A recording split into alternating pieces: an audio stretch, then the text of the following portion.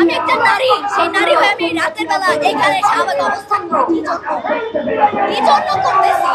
আন্দোলন করে কি আজকে পচে গিয়েছি? আন্দোলন করে কি আজকে আমরা ফালানো খেলনা হয়ে গিয়েছি? এটা কি আমাদের অপরাধ, অন্যায়? আজকে আমাদের অধিকারও না, এটা আমাদের পাওনা, আমাদের জীবনের নিরাপত্তা। তাহলে কেন আজকে তারা দিচ্ছে না? কেন আজকে ওই স্বৈরাচার প্রশাসন আজকে এরকম ব্যবহার করছে? এটা আমার আপনাদের কাছে প্রশ্ন।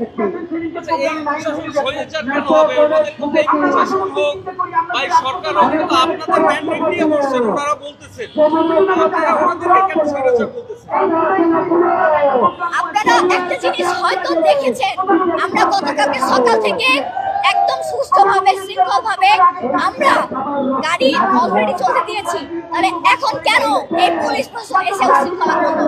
কেন আমাদেরকে শুনতে হলো আমরা নাকি প্রশাসন মানি না, আমরা নাকি স্বৈরাচার? কেন বলবে আজকে আমাদের নতুন বাংলাদেশ, স্বাধীন বাংলাদেশ, নতুন ভাবে আমরা পেয়েছি আমাদের রাষ্ট্র, নতুন সব প্রশাসন। তাহলে আজকে কেন এই কথা শুনতে হচ্ছে? আমরা এটা স্পষ্ট দেখতে পাচ্ছি যে এটা স্বৈরাচারের একটা অংশ। ওনারাই হচ্ছে এমন একটা অংশ, ওনারাই একটা দোষর, ওনারাই এটা করতেছে যে স্বৈরাচারদের ওইখানে রেখে আমাদেরকে মাথায় হাত বোলাচ্ছে, কিন্তু ওই মরণের ফাঁকি তো ওনারাই দিয়ে দিবে আমাদের শেষ পর্যন্ত। আমাদেরকে রাস্তায় আসতে হয়েছে এই জন্য আমরা এখন নিরুপায়, আমরা এখন এতিম। কারণ আমরা বারবার মানুষের দরজায় নাড়া দিচ্ছি, বাট আমাদের থেকে মুখ ফিরিয়ে নিচ্ছে সেই সকল উপদেষ্টা যারা কিনা আমাদের রক্তের উপর দাঁড়িয়ে নতুন ভাবে তারা এই পরিচালনা করছে। একটা উপদেষ্টা কি আসছে দেখছেন?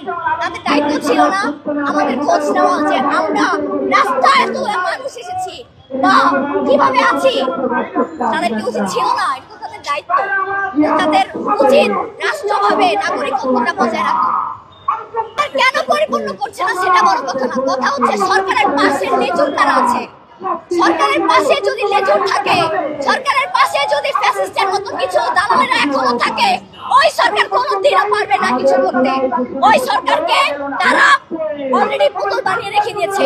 তাই বলে দিতে চাই আমি ডক্টর মোহাম্মদ ইউনূস স্যারকে, স্যার যদি কখনো মনে হয় আপনার উপরে প্রেসার আসছে স্বৈরাচারের থেকে, ফ্যাসিস্টের থেকে, আপনি খালি একবার খালি জানিয়ে দিবেন কোন স্বৈরাচার এই জুলাই যুদ্ধে টিকে দিবেন ইনশাআল্লাহ।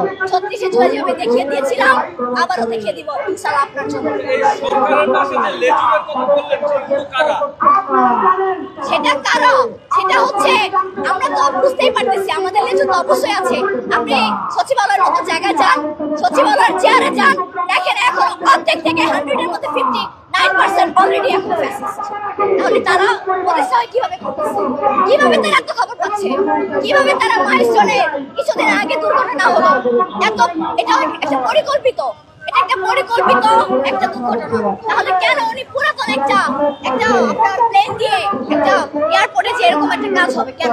তাহলে নিশ্চয়ই একটা ফ্যাসিস্ট, সবকিছু ফ্যাসিস্টের মাধ্যমে হচ্ছে।